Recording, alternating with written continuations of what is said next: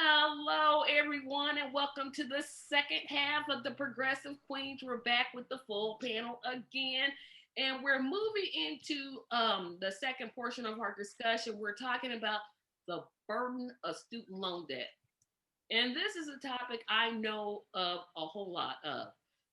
When I was in high school, I did not immediately go to college. I decided I was going to work. Then I went to New York for school and dropped out. And then I came to back to Indianapolis, went to school for 2 more years and then dropped out again. So I am an ungraduated college student who's hopefully going to go back in August to get her degree in social work. However, the amount of money that it costs to go back to school is utterly ridiculous. Now, I know some of us remember a time when college was free. I was not one of those people. But apparently, some people who live at 1600 Pennsylvania Street have taken their sweet time to cancel student loan debt, even though that was one of his promises. So I'm gonna let you guys kind of tackle this, and because I'm gonna get a little petty on this one. I'm warning y'all right now. I'm getting real petty on this one. Well, we can't cancel student loan debt because how will we pay for it? It's the student loan debt right now is at $1.7 trillion. Trump's tax cuts for the rich just happened to be $1.7 trillion. Did anybody ask how will we pay for that? All we have to do is reinstate his tax cuts as Biden promised he would, and that would cover the student loan debt with a lot left over. Exactly. You're exactly right. I looked it up, and the average payment per month of someone with student loans is 393 a month. Yes. That's average. Think about, yes, some are a lot less, some are a lot more. How can almost 400 a month just to pay off that? Most of the average interest rate on student loans is 12.45%. That is that that's got me speechless. I was doing research and I could not believe the things I was reading. Yeah, then this is why it's gonna be hard for me not to get petty on this one because if I hear one more nitwit talk about how are we gonna pay for it, when we've had wars in this country, I have never, ever, ever, ever heard any politician say how we're gonna pay for it. Never. Now, if you hear of a politician say that, correct me if I'm wrong, but I have yet to hear that. When we talk about tax cuts for the rich, I never hear how are we going to pay for that. But yet, this we have to wonder how we're going to pay for it. Again, it's going to be hard for me not to be petty on this one. So again, you got to take as much as this because I'm saying it's hard for me. Tracy, when you're just talking about facts, there's no petty, there's Oh, no emotion, there's no personality in it. Facts are facts. facts are facts. But again, my feelings on it, oh no, I'm ready to just start with a whole bunch of 4 letter words because I can't understand. This is something that Biden campaigned on. Well, he campaigned on the $2,000 checks too, but whatever. This is something he does not even need the Senate to approve it. All he's got to do is pick up a pen, put his hand, John Hancock, on a sheet of paper, and we done. The whole thing done, wiped out. And it's like, I'm only gonna do it for federal employees. And then he went back on that. And then the amount kept going lower and lower and lower. I'm like, okay, I can't no more. I cannot. Can you imagine that $1.7 trillion was forgiven? That's 45 million people owing student debt. Can you imagine what would happen to the economy If those people were able to go out and start buying clothes and more food and a new washing machine and a car and maybe even buy a home or maybe have children, what that would do to the economy would boom if we'd forgive Right. that. It Right. take if you owe 60,000 in student loan debt, it's going to take you a minimum of 30 years to pay off if you never miss a payment. 30 years. So you're talking about somebody in their early to mid 50s paying off student loans. And there are people who are in their 60s and 70s who are still paying. And think about this: the higher in education you go, the more it's going to cost. Not only do I have to get a bachelor's, I have to get a master's because you can't practice without a master's. That's at least $120,000. I don't have $120,000, and not that I expect the government to pay for my Now, master's. the one good thing is they may. If you get that bachelor's and you start working for a state agency, they will fund or at least partially fund your schooling for upward mobility. So because it makes you better in your job and better of an asset to them, you would just owe them time. But not all jobs offer that. You just happen to be in one of those fields that is community enriching. And in my field, you have to have the master's first before you even get to start. I can't just walk in there with a bachelor's in social work and be like, oh, okay, unless I'm willing to move. You may. Now, if I was willing to move, It may depend on where you are. right, in Indiana, you have to have that master's degree before you even start. You can't even be a caseworker with the Family Social Services until you have a master's. And employment reimbursement is the biggest joke I've ever heard of because it's most corporations give like a $2,000. You have to pay the money first, and then they'll reimburse you only if you make a certain grade. Yeah. Now, if you're not the brightest, really, yes, I know that's how it works where I work at. So yes, if I came up with what's it going to cost me to go to school, 12,500 per semester. That's pretty much what it's going to cost me.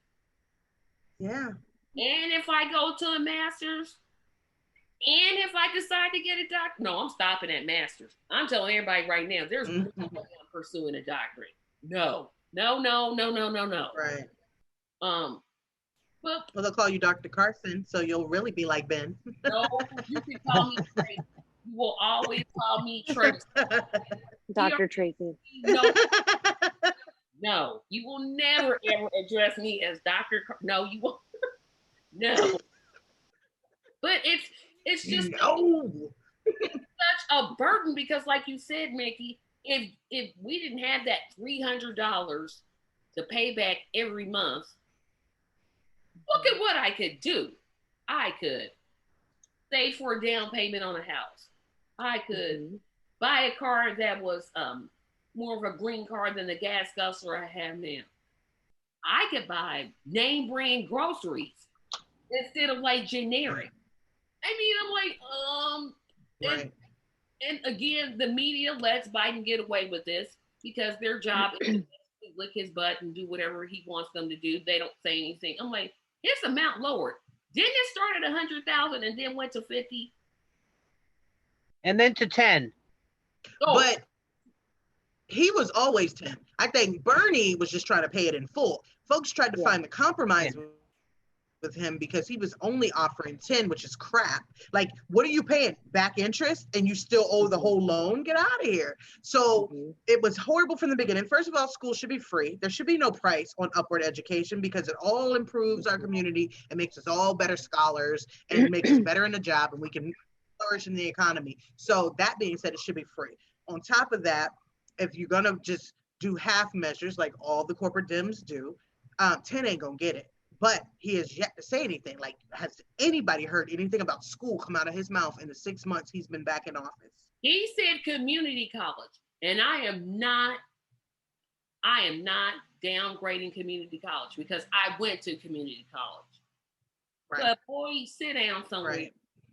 you have to convert over to a 4-year college if you're trying to get some type. Now, if you just want to learn a skill, like you just want to learn something, community college is great. If you want to just learn like bookkeeping, okay, that's a great thing to do. Mm-hmm. But if you want to be a nurse, Right, or you want some to IT, yeah, or IT, or even car mechanics, right? you can't go to community. You're gonna have to go community college plus. Mhm. And we Right. need not only backing for colleges, but for trade schools too. Absolutely.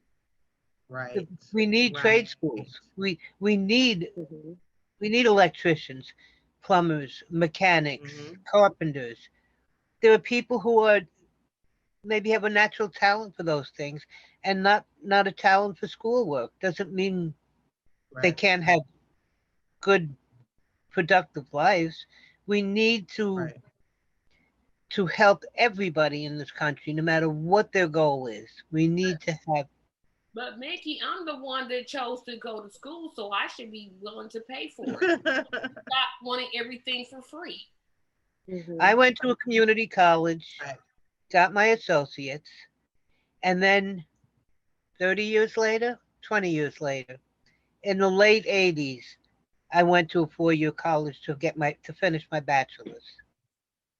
And I was lucky. I got a lot of scholarships and a lot of grants. So mostly I just had to pay for books and incidentals. And that was even in the Mm-hmm. late 80s. Mm. There was a lot available then that's not available to people now. Right. Yeah, Right. I of the weight they were taking on when they took those student loans. And again, most of them also didn't even have a good understanding of money management. So they're coming into this school with no financial background, obviously, and signing on the lines and dating everything they tell them to, and thinking, oh yeah, I'm gonna pay this off after school. But an 18-year-old's mind doesn't really think ahead to their 30s when they're still going to be paying off these Mm-hmm. loans because of the interest. Mm-hmm. And the interest is ridiculous. This is usury at its finest. There was one woman I spoke to who paid back an amount a little over $15,000, and then something in their life had changed, and they had to request a forbearance, and that $12,000 came right back. So they started all the way over from the beginning. I also found out a good majority of them have not paid off their loans. Those who had paid off their loans were ones in more high profile jobs, like in law specifically. Everyone I spoke to had to defer or request for a forbearance at some point. About 20% of them defaulted. And this is interesting to me because it goes back to them not having good money management skills and not really understanding the gravity of the loan. I find it common in poor people or people living in poverty that if they can't pay a bill, they just ignore it. They can't do a thing about it. They're focusing on paying their rent, their food, their medicine, and everything else can wait, and not even think about it because it's so discouraging. well, one to act is very. Okay, Mickey. All right, I'm going. Okay, talk to you later. Bye bye. Okay, so I'm by myself again, and I wanted to talk about my new show Thursdays with Tracy that is coming on. I'm sorry about this big pimple that's like right in the middle of my forehead, but it comes on every Thursday. It's on YouTube live, and there's a chat section. So if you want me to talk about something in particular, put it in the comment section, and with as few viewers as we have right now, it's a really good chance that I will see it and just pick it up. Of course, I have topics I'm already going to talk about, but please come into the room. It's Thursdays with Tracy, live on Facebook, 7:30 p.m. Eastern Standard Time, every Thursday on YouTube Live. And so I'm going to cut this video short, and I will talk to you all later. Have a fantastic day. Thank you for joining me on the Progressive Queens. Remember to like, share, comment, and subscribe. Have a fantastic day. And don't forget to support us on Patreon. Bye-bye.